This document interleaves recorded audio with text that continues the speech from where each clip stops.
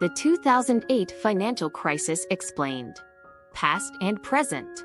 In 2008, the financial crisis shook the global economy. Now, 10 years later, people are wondering how the rules have changed, and more importantly, how this type of economic crisis can be avoided in the future.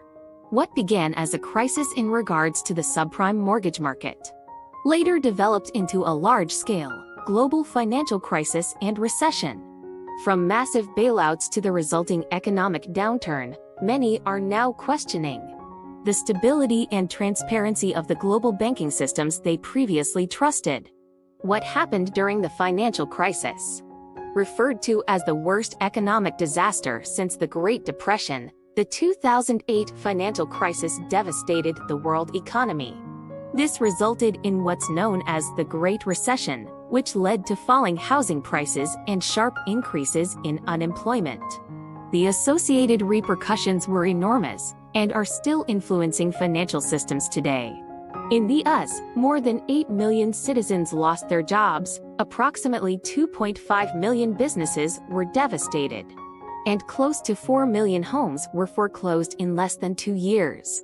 From food insecurity to income inequality, many have lost faith in the system.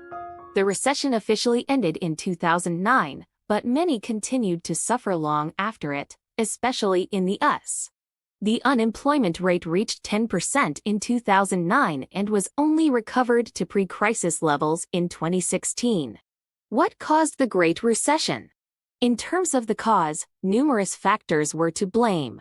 The perfect storm was brewing, and once it reached its breaking point, a financial crisis ensued. Financial institutions were giving out high-risk loans, mainly mortgages, that eventually resulted in a massive taxpayer-financed bailout. The true cause of the 2008 financial crisis is highly complex. But it was America's housing market that initiated a chain reaction, one that would expose cracks in the financial system. This was followed by the bankruptcy of the Lehman Brothers firm, which had a crippling effect on the American and European economy. In turn, the episode made the public aware of the bank's potential shortcomings. It also caused significant disruptions around the world, based on how the global economy is interconnected. Why does it matter today? Although it has been a decade since the financial crisis hit, there are still concerns. The effects of this recession are still alive, and the global economic recovery has been fairly weak in comparison to historical standards.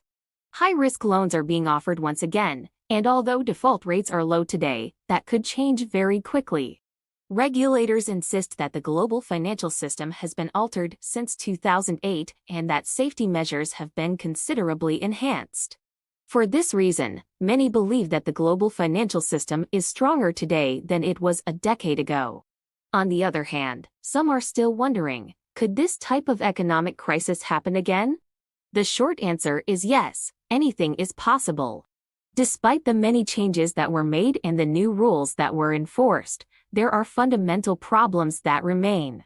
Noteworthy, the 2008 financial crisis reminds us that policy matters. The events that took place in 2008 were essentially caused by the decisions that regulators, politicians, and policymakers made years prior. From poorly controlled regulatory bodies to the impact of corporate culture, the Great Recession is anything but in the past.